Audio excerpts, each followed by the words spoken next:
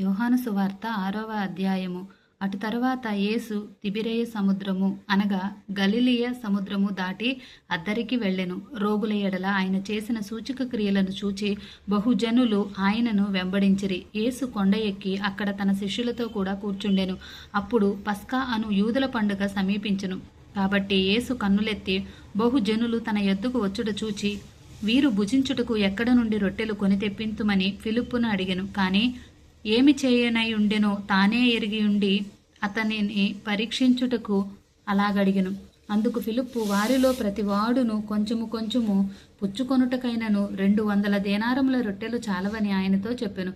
ఆయన శిష్యులలో ఒకడు, అనగా సీమోను పేతురు సహోదరుడైన ఆంద్రేయ, ఇక్కడ ఉన్న ఒక చిన్నవాని యొద్ద 5 యవల రొట్టెలు 2 చిన్న చేపలు ఉన్నవి, కానీ ఇంతమందికి ఇవి ఏమాత్రమని ఆయనతో అనగా, యేసు జనులను కూర్చుండబెట్టుడని చెప్పెను. ఆ చోట చాలా పచ్చికయుండెను కనుక లెక్కకు ఇంచుమించు 5,000 మంది పురుషులు కూర్చుండిరి. యేసు ఆ రొట్టెలు పట్టుకుని కృతజ్ఞతాస్తుతులు చెల్లించి కూర్చున్న వారికి వడ్డించెను. అలాగున చేపలు కూడా వారికిష్టమైనంత మట్టుకు వడ్డించెను.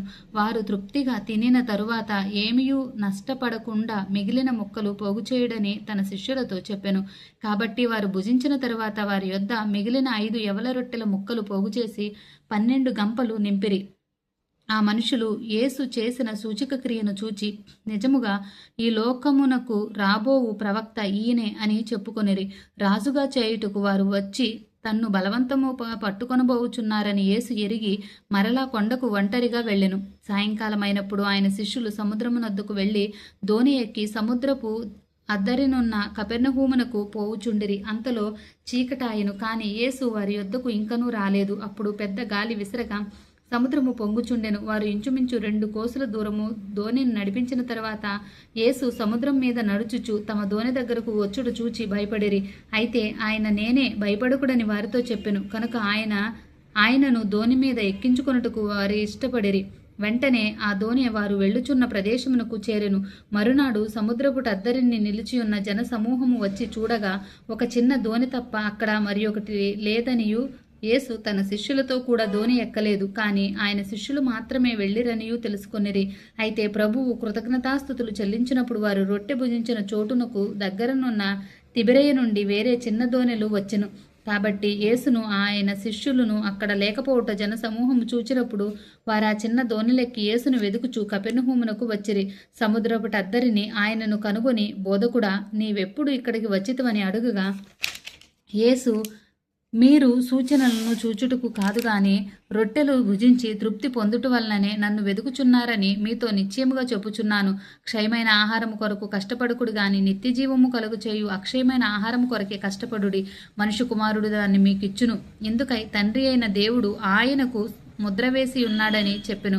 వారు, మేము దేవుని క్రియలు జరిగించుటకు ఏమి చేయవలనని ఆయనను అడుగగా, యేసు, ఆయన పంపిన వాని యందు మీరు విశ్వాసముంచుటయే దేవుని క్రియ అని వారితో చెప్పెను.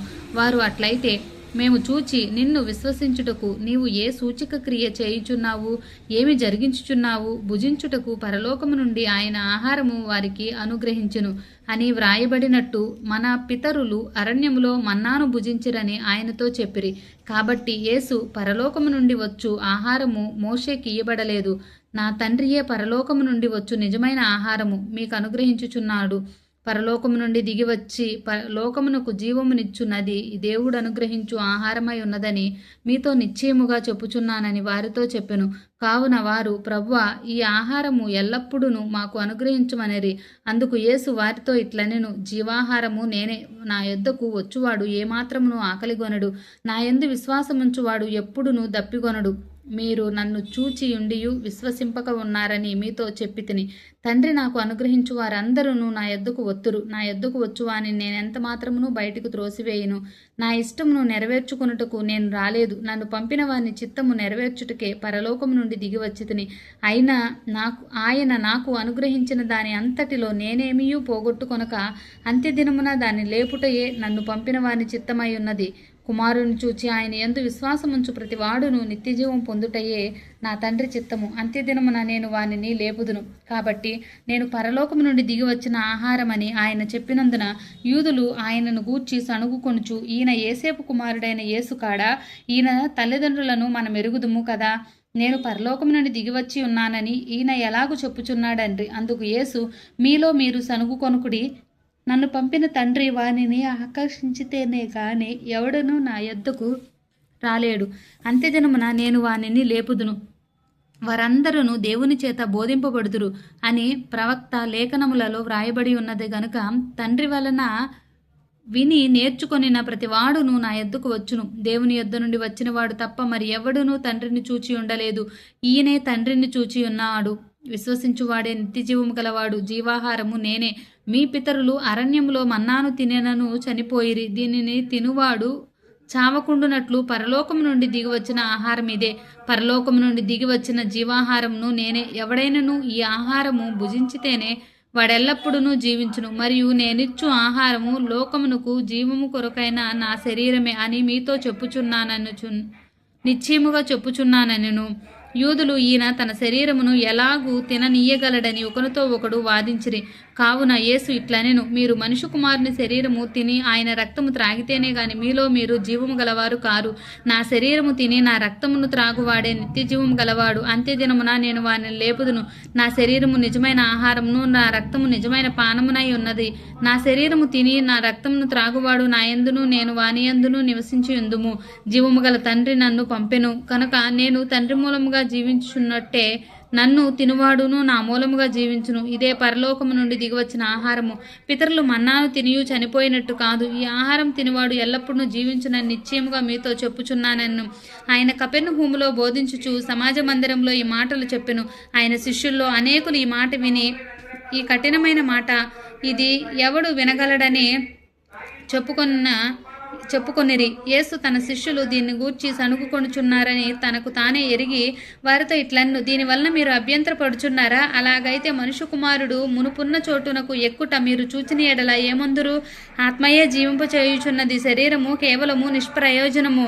నేను మీతో చెప్పియున్న మాటలు ఆత్మయు జీవమునై ఉన్నవి. కానీ మీలో నివసించని వారు కొందరున్నారని మీలో విశ్వసించని వారు కొందరున్నారని వారితో చెప్పెను. విశ్వసించని వారెవరో తన్ను అప్పగింపబడేవాడో మొదటి నుండి యేసునకు తెలియను.